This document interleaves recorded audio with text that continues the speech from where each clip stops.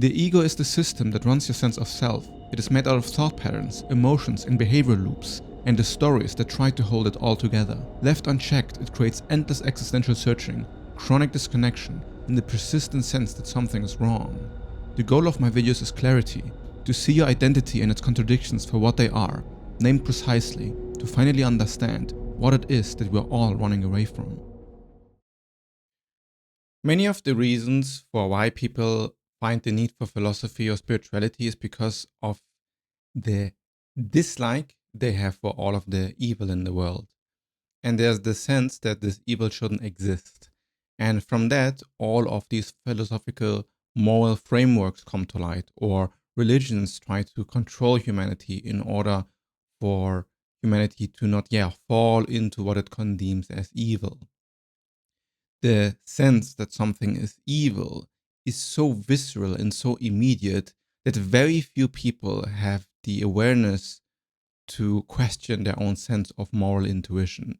Because moral intuitions feel so viscerally uncomfortable that going back in on themselves and asking, was this actually something true about how reality is like? Or was this something internal that I'm projecting onto the thing? So much of what the spiritual path of deep self-acceptance is, and also the Jungian path of psychological wholeness, which at the end of the day are pretty much one and the same. All of these ways to look at your mind are really about finding whatever you don't accept about reality itself. And oftentimes it is immediately interconnected with your sense of morality. What is right and what is wrong, what is evil and what is good. And a lot what you have to do, which is quite difficult to do, is to acknowledge how much of your moral framings of things are actually built on an illusion. So a lot of the time, our sense of morality comes from the culture that we have been born in, first and foremost. Then our parents, of course, and how they have, taught us what is good and what is bad. And then throughout your lifetime, through experiences you've had, you, develop your own moral framework. And then this moral framework has the qualia of being reality itself, instead of some subjective preference of how you would like things to run. It is how the world should be run on an almost ontological level, especially if you then can outsource this personal sense of morality to some deity that is so above everyone else that, of course, it tells everyone who is, what is right and what is wrong. And you have direct access to this moral deity. So now you are the arbiter of morality. People are not satisfied by this feeling that their moral intuitions are really just personal preferences, and therefore they extrapolate morality to some sort of godhood, so that they can claim that they are in personal contact with objective morality. When you start to deconstruct your sense of identity and you notice that your sense of morality is in fact a construction of your own identity, that your own ego is using these moral framings in order to assert its own solidity or realness into the world, then everything starts to feel a bit scary, because the chaos of this universe starts to show itself everywhere. Because a lion doesn't care about morality when it eats the zebra, and you likely don't care about morality either when you kill the mosquito that is trying to bite you. And if you eat meat, then you are responsible for so many deaths. And just because you feel empathy towards a dog, because this is how culturally we have been programmed to relate to dogs, it doesn't mean that the life of a pig is less meaningful than the life of a dog. And I'm saying this to you without being a vegan or a vegetarian. So the moral loading that we impose on things is so much part of the foundational structure of our own mind. And to go into this foundation, to this core of morality, and then just plug it out, is often unraveling for most human psyches. That's why moral debates or ethical debates are rarely about finding common ground, and mostly about asserting your own worldview. Because if you were to admit that your moral views are wrong, then likely a lot of other things are unraveling. Think about the fact that if you have a moral framework and then you live according to this moral framework for 10 years, and now suddenly somebody tells you that your moral framework is wrong, it kind of implies that the last 10 years you have been a bad person. And this is absolutely unacceptable. Or at least that the sacrifices that you have made in order to be a good person were also kind of arbitrary. And we might think about the extremes of morality in like sense of, yeah, murder is bad, torture is bad, and all of this kind of like obvious stuff. But then there are like tiny things that we feel makes us a good or a bad person too. And oftentimes it's just responding to somebody who sends you a message and then feeling like obligated to help a person, or feeling like you now need to take care of somebody because it has become your responsibility. And where really your own morality lies can become kind of hidden. And oftentimes you need to be deeply connected to your own sense of, emotional relationship to what is going on in order for you to kind of feel what is right and what is wrong to you. And if you are at a stage where you can make it about a like personal way of viewing this, you are likely more at peace, because then you won't try to force your own morality onto others. Which, zooming out a bit for a moment, just so that you understand where I'm coming from, I do think that something like evil exists, or that something can be genuinely bad. And in my framework, it is really about ignorance and disconnecting from the realness of another being. And what I qualify as bad is just unnecessary suffering. So when I say bad, it usually means that I'm going to hurt another person, being ignorant of the realness of their own experience and causing unnecessary harm because, I just want to, gain the pleasure of feeling the pain of this person, like from pure ill will and ignorance. Now, you might argue, okay, but what is unnecessary harm, right? So, on this unnecessary claim or position, you then can have a lot of ethical arguments about it, right? Because what is really unnecessary? But it is quite obvious that if you go to a dentist because you need, your teeth plugged, then it is not unnecessary harm, right? It has some purpose. Now, all of this to show objective morality is not really something that you can clearly define, but you can point to the fact that nobody wants to suffer, and that we are, by the structure of how experience works, motivated by the lack of suffering. And it is something that we all have in common, even across species. So I find like this is a very good way to ground things. And it is as closest as we can possibly get to a sort of objective morality. But the moment you start to externalize this to the universe, it stops working, because then the universe would be evil for like a tornado killing you, which, there's no agency there. Nobody cares about what happens to you in some like cosmical grand narrative sense. The universe isn't bad for creating millions of lives that are going to die and cease because it has no morality about it. It's just moving through it through, a variety of conditionings that made that happen. It is very difficult to accept how much of your ego structure is built on this false sense of objective morality, and how much of your relationships with other people kind of depend on this sense.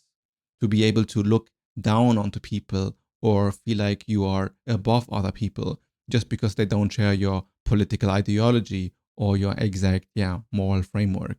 And oftentimes morality is used as a tool for manipulation. If I tell you that what you do is bad, then you ought to do what I tell you to do, or I look at you like a bad person. And this is the main strategy that parents use, by the way, to educate their children. And to a certain extent, all education kind of does that. You have to fall in line, follow the rules. And if not, you are a bad person. You're being judged by society for behaving in a way that the society doesn't deem, morally righteous. And a weird example for this might be OnlyFans as a sort of vocation, or just in general sex work. There is so much more loading that appears there. both for people who engage with it and both people who sell it, because there are so many ego dynamics at play when it comes to that topic that it becomes very easy to moralize everyone into your own framework, and everything that is uncomfortable to you is going to be exploited by this moral sense of intuition in order to change the behavior of yourself and others. But looking at it like purely biologically, none of this really makes sense, especially if you think about evolutionary biology. Death and violence are a dance that we know very well. And if it weren't for these things, then nothing would exist in the way we know it. And you could put sex in the bucket there too. So these things that we deem as morally bad oftentimes are one of the most primal and natural aspects of our history. Not that they are the highest state of consciousness or awareness or something to strive towards, like pure primal brutality, but they are pretty much a part of us, and we cannot live without it. Like, without violence, none of this would work. Like, our entire society wouldn't work, because without force you cannot enforce rules, and without the enforcement of rules there's just pure chaos. So there's an odd balance here where you have to be open and accept that everybody has their own moral frameworks, and kind of everybody's free to do what they want. But then also, in order to structure society, be like, no, morality is real, because if we start to drive drunk all the time, then we're gonna just create a worse society as a whole. And then there it becomes more a question of ethics, right? Like, how do we want to structure our society? What causes more unnecessary suffering? And we already do it this way intuitively, right? Even though we don't have like an objective moral framework, and even though governments aren't purely religiously motivated, we do understand that we want to reduce suffering as much as possible. As noble as this desire is to reduce suffering as much as possible, it doesn't change the fact that a lot of what the ego deems as unnecessary suffering or stuff that should be different is purely born out of your own sense of identity that needs to be completely dismantled in order for you to actually chill down. Because if all you have is the sense of self-righteousness and the sense that the world is evil and that you need to fight against the powers that be, then you're going to put yourself in this constant existential friction where the world is constantly bad and you have to escape it somehow, or you need to become the hero that saves the world, creating this sort of savior complex. And this is very common through ego dissolution, because it makes you see the brutality of the world and it makes you want to do something about it, be able to fix it. But one of the primary parts of, or like functions of, what the ego does is it tries to control its environment, and it tries to control its internal experience.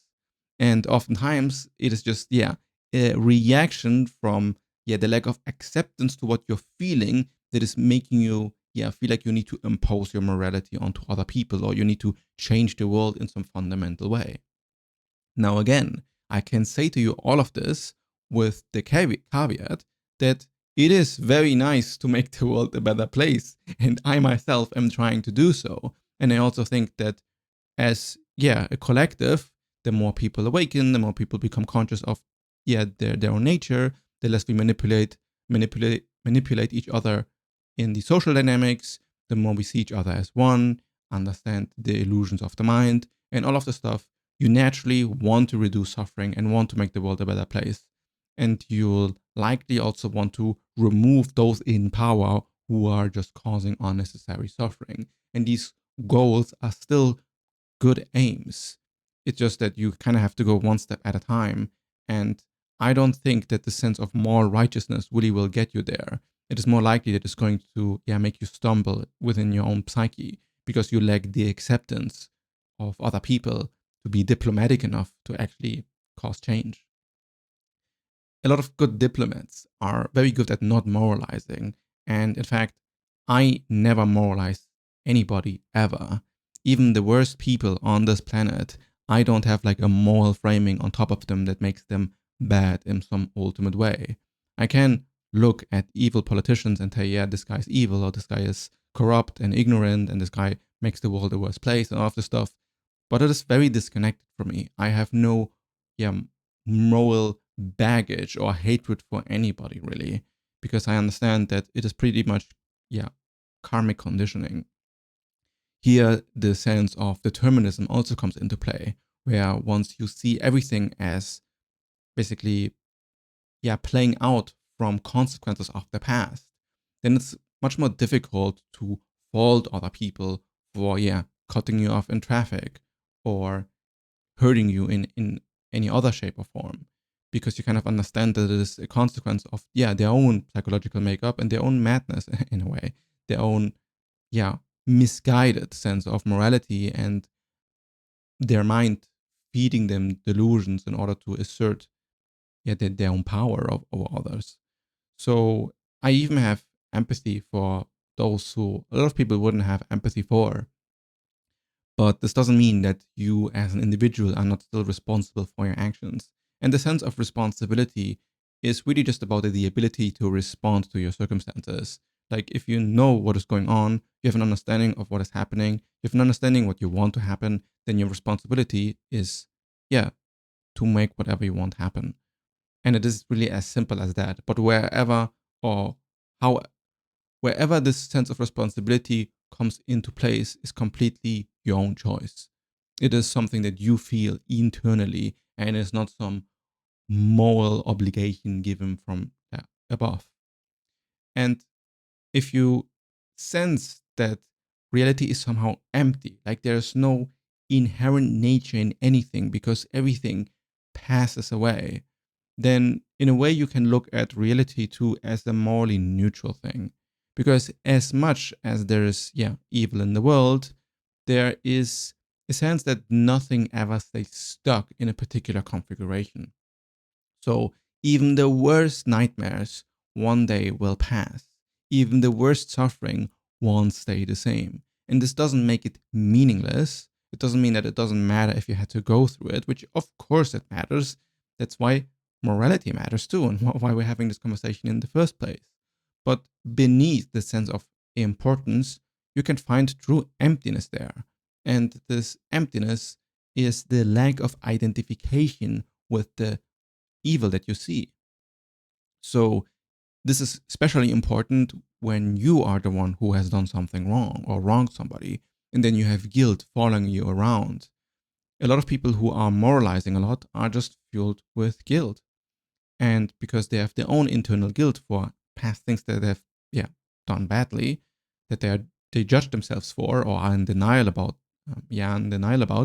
then they usually are also very moralizing towards other people and tell them how they should live their lives. And the only way to stop this is really to take a deep look at yourself and wanting to stop this and wanting to dismantle the architecture that is causing these problems. Because if you don't want to look under the veil of your own morality construction, you'll never see beneath it. You never veil through it. It can only happen if you truly want to understand what is going on. Like, you cannot force somebody to know the truth if they want to be ignorant. It is just not possible. That's why you cannot change other people's moral frameworks. They are pretty much, self-sustaining. The only thing that I think really works well is to treat people with compassion, especially those who act, with ill will towards other people. Because compassion has this quality of showing goodwill without really any condition. Like it's a sort of unconditional love attitude towards people. And it doesn't mean that you can never insult people or that you can never be mean to them if you find that the situation warrants for you to set your own boundaries. But as a general rule, compassion oftentimes brings the wind out of people who really want to go for you. But it needs to be sincere. If it's fake, then it comes off as very slimy. So all of this to say that there is really no stronger defense mechanism within your own ego than the sense of morality. It is such a visceral, penetrating feeling that it really motivates you to act, which is exactly its function. It wants you to act in congruence to this feeling.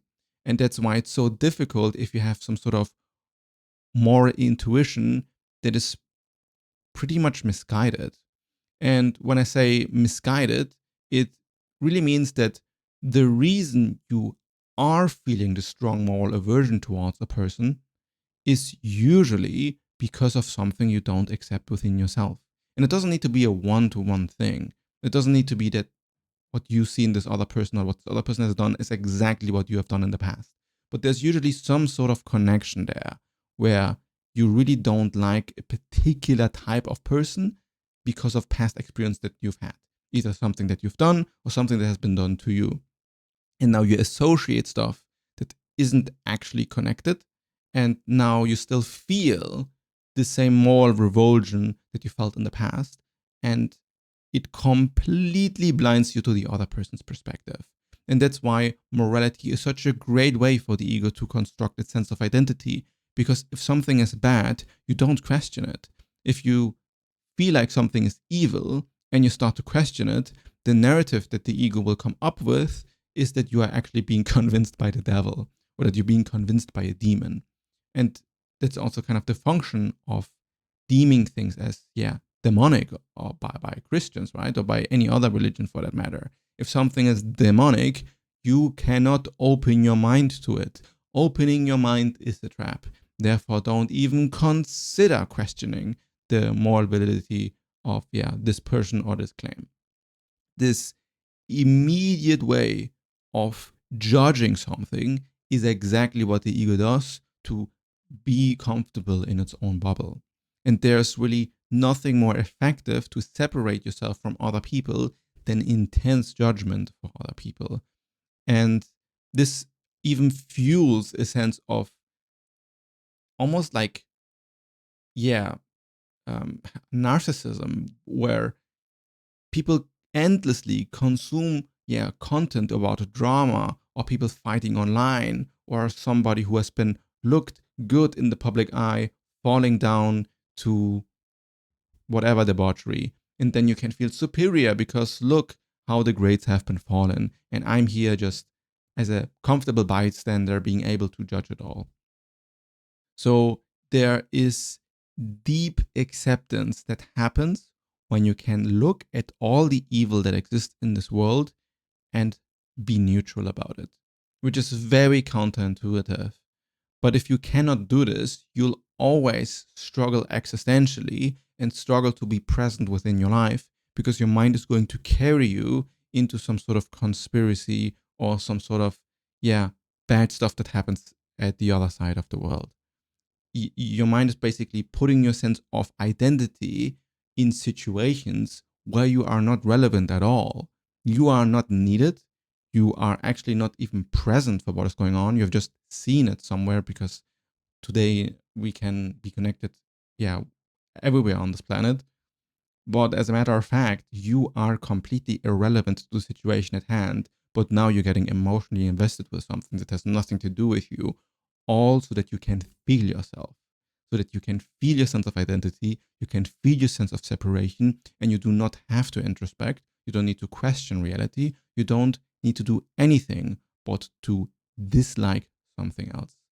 And that's really the function for most, people that morality has.